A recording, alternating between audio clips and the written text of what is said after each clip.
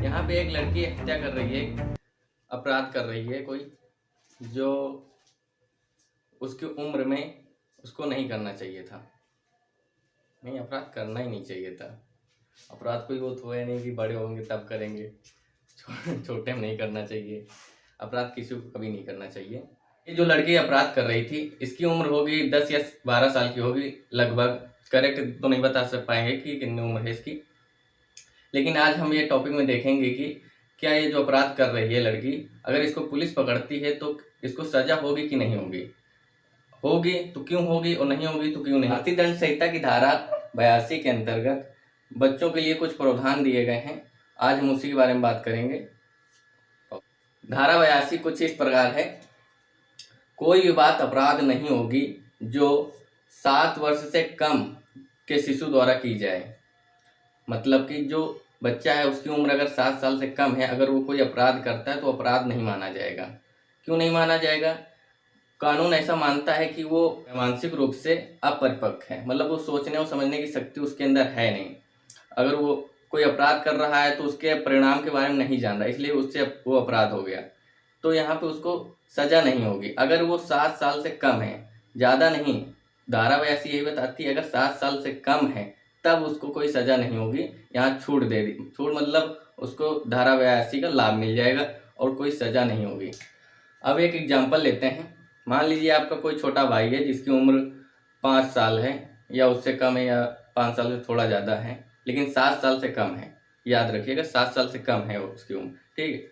वो स्कूल जाता है पढ़ने के लिए और क्लास में पढ़ने के दौरान उसके दूसरे बच्चे से लड़ाई हो जाती है। लड़ाई में वो करता क्या है कि जो उसके पास पेंसिल या पेन है वो उठा के उसके गले में मार देता है दूसरे बच्चे के, जिससे उसकी मौत हो जाती है।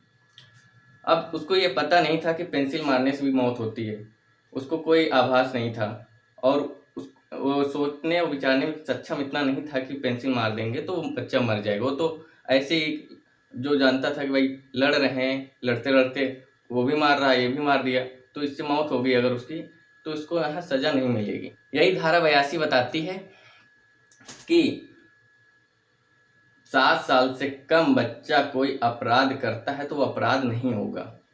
भले ही वो अगर कोई वयस्क लड़का करता या आदमी करता तब अपराध होता, लेकिन 7 साल से कम का बच्चा कर रहा है तो वो अपराध नहीं माना। एक केस लेते हैं, मार्स बनाम लोडर का केस है, इंग्लिश केस है, जिसमें एक 6 साल का लड़का होता है, वो किसी दूसरे घर जाकर वहाँ से कुछ लकड़ियाँ चुरा लाता है। अब वो जो जहाँ से लकड़ियाँ लाता है चुरा कर, उस घर का मालिक जो होता है वो रिपोर्ट करता है पुलिस स्टेशन में। पुलिस वाले आते हैं और उसको पकड़ के ले जाते हैं और वो पुलिस स्टेशन में बंद कर देते हैं। लेकिन उसको कोर्ट से उसको सजा मुक्त कर दिया गया। क्यों? कोर्ट ने कहा कि ये 7 साल से कम है और वो जो कार्य किया उसका परिणाम को उसको बोध नहीं था कि इसका क्या परिणाम हो सकता है। वो अबोध है और उसको धारा 82 के अंतर्गत दोष मुक्त कर दिया गया और छोड़ दिया गया। क्योंकि 7 साल, आप याद रखिए कि 7 साल से कम कोई भी बच्चा अपराध करता है, अगर वो इतना इंटेलिजेंट नहीं है, मतलब कि नॉर्मल तौर पे माना जाता है कि 7 साल से कम जो बच्चे हैं वो सोच समझ नहीं सकते ज़्यादा कि अपराध क्या होता है। तो बात करते हैं आप धारा 83 के बारे में। धारा 83 कुछ इस प्रकार है, कोई बात अपराध नहीं होगी जो 7 वर्ष से अधिक और 12 वर्ष से कम के शिशु द्वारा की जाती है।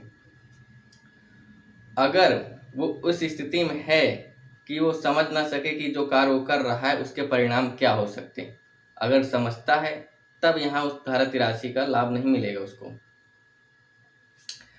जो आप वीडियो देखे शुरुआत में, उसकी भी उम्र कुछ इसी प्रकार थी, 10 या 11 साल के बीच में।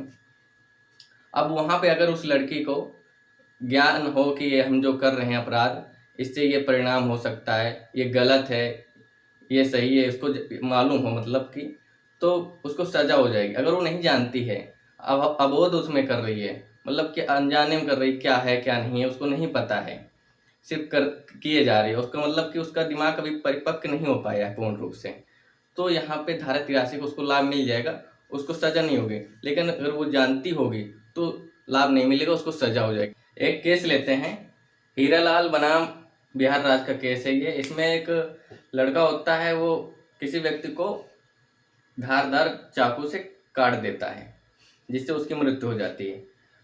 और वो कोर्ट में अपना तर्क देता है, उसके पक्ष में जो वकील होते हैं तर्क देता है कि ये बच्चा मंदबुद्धि है और इसको समझने की शक्ति नहीं है।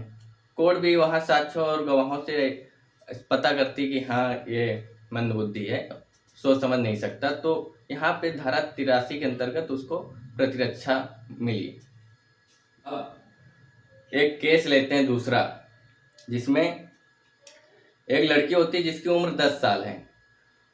वो लड़की की शादी हो चुकी होती है और वो एक दिन अपने सास के साथ घर में एक कमरे में, जिसमें सास और वो दोनों सो रहे होते हैं, और उसका पति जिसकी उम्र 19 साल है वो अपने भाई के साथ में दूसरे कमरे में उसी घर में सो रहा होता है।